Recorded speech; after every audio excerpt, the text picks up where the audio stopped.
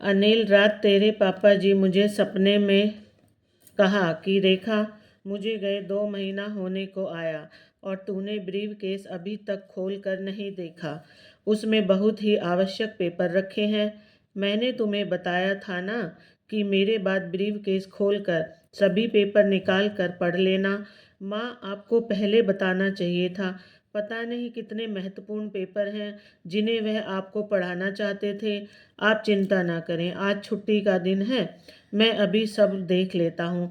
अनिल ने सूटकेस के सारे पेपर देख लिए। घर की रजिस्ट्री के पेपर, मेडिकल टेस्ट पेपर, बिजली के बिल व अन्य खरीदे गए सामानों के बिल रखे थे। कुछ ऐसा नहीं मिला जो महत्वपूर्ण हो। अंत में एक पैकेट मिला जिस पर रेखा के लिए व्यक्तिगत लिखा था।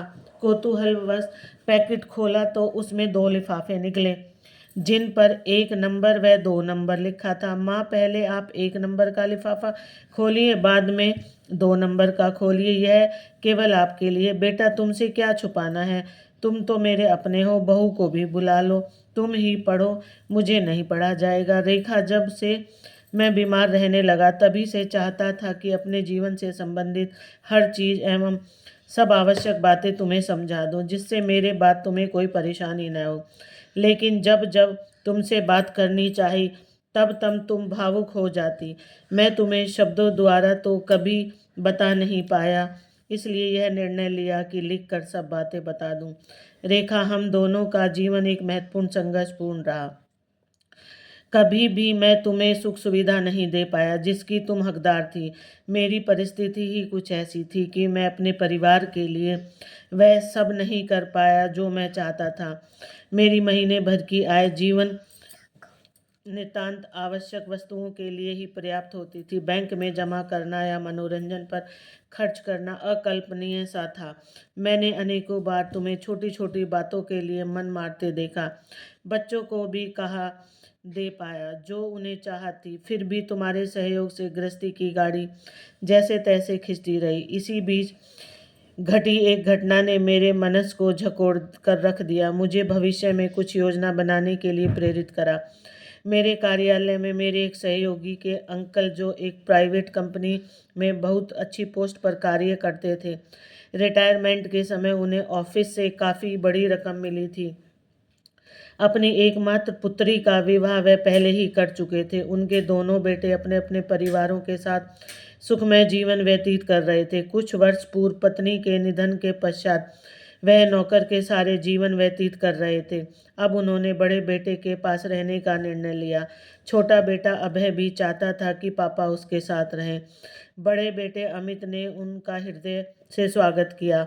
बहू बच्चे सभी काफ़ी प्रसन्न रहने लगे। अभय भी कुछ दिनों के लिए अपने परिवार सहित उनसे मिलने आया। इस तरह शुरू के दिन वहाँ मिलने मिलाने में व्यतीत हो गए। इसी बीच दोनों भाइयों में कुछ मंत्रणा हुई।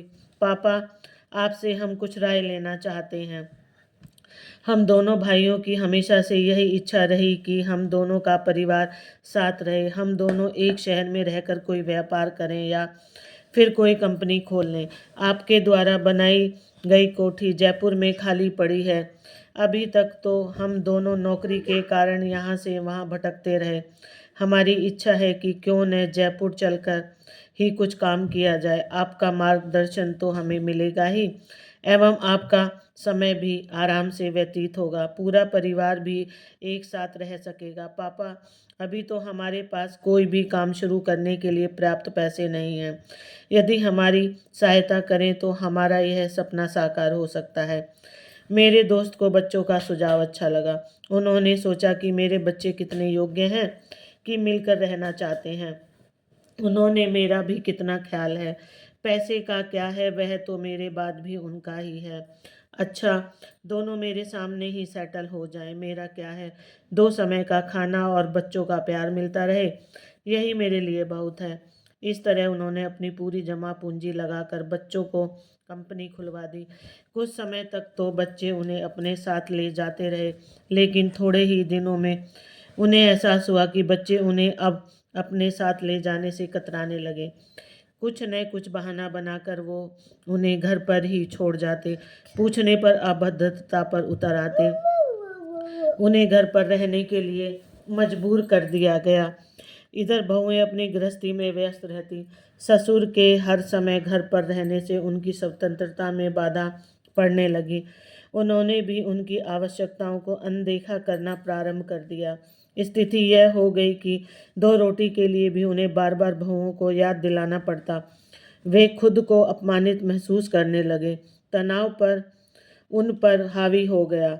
जब समस्या हद पार कर गई तो उन्होंने नींद की अधिक गोलियां खाकर अपने को समाप्त कर लिया। उनके पैसे से सबल बने पुत्रों पर किसी को शक नहीं हुआ। उनकी मृत्यु का रहस्य उनकी कोठी की दीवारों में दब कर रह गया। इस घटना ने मुझे व्याकुल कर दिया। कई रात से सो न सका। मुझे महसूस हुआ कि पैसे का जीवन में कितना अधिक महत्व है। इस छोटी सी नौकरी में तो कुछ भी अतिरिक्त संचय करना असंभव है। रिटायरमेंट के बाद तुम्हारा क्या होगा? बच्चे समय के साथ अपनी अपनी गृहस्थी में रम जाएंगे। इस बीच मुझे कुछ हो गया तो तुम कैसे अपना समय काटोगी? यही चिंता मुझे सताए जा रही थी। इसी चिंता ने मुझे नौकरी के अतिरिक्त कुछ अन्य कार्य करने के लिए सोचने पर विवश कर दिया। क्या करूं, कैसे करूं? इसी उधेड़ बुन में कई दिन निकल गए। एक मित्र ने सुझाव दिया, तुम पढ़े लिखे हो, क्यों नहीं बच्चों को ट्यूशन पढ़ाते? उन्हीं के प्रयास से मैं एक सज्जन के यहाँ उनके 3 बच्चों को पढ़ाने लगा। तुमसे कहता तो तुम कभी मुझे यह सब करने न देती। काम की अधिकता का बहाना बनाकर मैं दफ्तर के बाद बच्चों को पढ़ाने जाने लगा। इस तरह मैंने तुमसे पहला और अंतिम झूठ बोला। ट्यूशन की आय को हर माह लेने के बजाय मैं साल में एक बार लेता। उस अच्छी खासी रकम से विकास पत्र खरीद लेता, जो 5 साल बाद दुगने होकर मिलने लगे। हर वर्ष यह क्रम बन गया। उन पैसों को मैं बैंक में डालने लगा। बीच बीच में प्रमोशन हुए, बोनस भी मिले। उन पैसों से घर की आवश्यकताएं पूरी करता रहा। इस तरह रिटायरमेंट तक मैं कुछ पैसे जोड़ पाया। बच्चे मेधावी थे, उच्च शिक्षा प्राप्त कर अच्छी नौकरियों पर लग गए। रिटायरमेंट के बाद दफ्तर से जो पैसा मिला उसे बच्चों की शादियों में लगा दिया। पेंशन से हम दोनों का खर्च आराम से चल जाता था। अब मन में शांति थी कि बुढ़ापे में किसी पर निर्भर नहीं रहना पड़ेगा। बच्चों के पास आते जाते समय आराम से व्यतीत हो रहा था। अचानक स्वास्थ्य खराब हो जाने पर जब डॉक्टर को दिखाया तो उन्होंने मुझे डरा दिया। उनके अनुसार मुझे शुगर के साथ साथ दिल की बीमारी भी होने की प्रबल संभावना थी। ब्लड प्रेशर भी कंट्रोल में नहीं आ रहा था। डॉक्टर के अनुसार मुझे कभी भी कुछ भी हो सकता था। यह जानकर मैं चिंतित रहने लगा। उस समय मुझे न अपना ध्यान आया न ही बच्चों का। बस तुम्हारे लिए मन घबराने लगा। तुम तो घर गृहस्थी के कार्यों के अलावा कुछ भी नहीं जानती, पूरी तरह से मुझ पर निर्भर हो। इसलिए कुछ भी बहाना बनाकर मैंने अनिल के पास रहने का मन बना लिया। अनिल एवं सुधा काफ़ी समय से आग्रह कर रहे थे कि मम्मी पापा अब हमारे पास आकर रहिए। तुमने भी मेरे निर्णय को सहज स्वीकार कर लिया। जल्दी हम दोनों जयपुर का घर किराए पर चढ़ाकर अनिल के पास आ गए। मुझे अनिल और सुधा पर पूरा विश्वास था कि मेरे बाद ये दोनों तुम्हें कुछ भी कष्ट नहीं होने देंगे। लेकिन इनकी भी गृहस्थी है, अपनी समस्याएं हैं, खर्च हैं, पारिवारिक समस्याएं हैं। अनिल की भी सीमित आय है। मैं नहीं चाहता था कि हमारा अतिरिक्त आर्थिक बोझ इन पर पड़े, इसलिए मैं अपनी पेंशन घर में खर्च करने लगा। तुम्हारे सामने तुम्हारी सहमति से ही मैं सब कर पाया। उन्होंने भी हमें कभी निराश नहीं किया। दोनों हर परेशानी में हमारे साथ खड़े दिखाई दिए। रेखा, मेरे बाद तुम्हें भी पेंशन मिलेगी, तुम भी उसे घर खर्च करना। मैंने अपनी पूरी जमा पूंजी बैंक में फिक्स कर दी है, जिसका ब्याज तुम्हारे अकाउंट में आता रहेगा। खूब खर्च करना।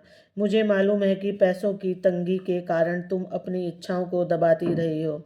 अब निसंकोच अपने पर खर्च करना, दान करना, बच्चों पर खर्च करना, घूमना फिरना। तुम्हारे पास पैसा होगा तभी घर में भी मान सम्मान मिलेगा। तुम्हारे बाद सब बच्चों को मिले, इसके लिए तुम्हारे साथ बच्चों का नाम डलवा दिया है। रेखा, दूसरे लिफाफे में बैंक की चेकबुक, पासबुक एवं एटीएम कार्ड भी है। हाँ, मेरी बीमा पॉलिसी भी तुम्हारे नाम पर है। अनिल से कहकर जल्दी ही इस रकम को करा लेना। अब बंद करता हूँ, समझदारी से रहना। अनिल ने दूसरा लिफाफा खोला, उसमें सब पेपर सुरक्षित थे। मेरे साथ साथ बेटा बहू भी अपने आंसुओं को कहाँ रोक पाए। उन भावुक पलों में बहू ने आगे बढ़कर अपने आंचल से मेरे आंसू पोंछ दिए। माँ, पापा जी ने जो भी सोचा या किया वह ठीक ही होगा, परंतु आप विश्वास करें कि मैं और सुधा आपका दिल कभी भी नहीं दुखाएंगे। मैंने डबडबाई आंखों से उन दोनों को अंक में भर लिया।